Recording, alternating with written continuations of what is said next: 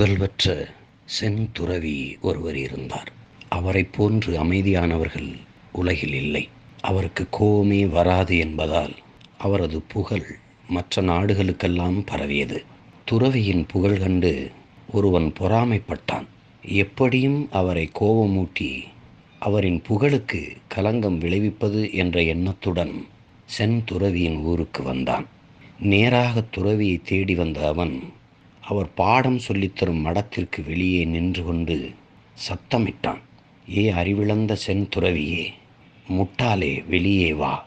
நீ ஒரு கிறுக்கன், உனக்கெல்லாம் மரியாதை ஒரு கேடா என்று வாய்க்கு வந்தபடி வசைபாடினான். துறவியை ஒருவன் திட்டுவதை பார்த்த அவரது சீடர்கள் கோபத்தில் கொதித்தனர். ஆனால் செந்துறவியோ கொஞ்சம் கூட கோபப்படாமல் புன்னகையுடன் வெளியே வந்தார். ஏனப்பா இப்படி சத்தமிட்டு கஷ்டப்படுகிறாய்? கொஞ்சம் நீர் அருந்து என்று ஒரு குவளையில் நீரை வழங்கினார். போடா கிழவா என்று குவளையை தட்டிவிட்டு மீண்டும் அவன் வசைபாட ஆரம்பித்தான். அப்போதும் சிறிதும் கோபப்படாமல் சிரித்தபடியே செந்துறவி நின்றிருந்தார். இறுதியில் சப்தமிட்டு களைத்து போன அவன், உங்களை இவ்வளவு கேவலமாக திட்டுகிறேனே, எதுவும் உரைக்கவில்லையா என்று கேட்டான். அதற்கு துறவி, நாம் ஒருவருக்கு அளிக்கும் பரிசை அவர் பெற்றுக்கொண்டால்தான் அது அவருக்கு சொந்தம்.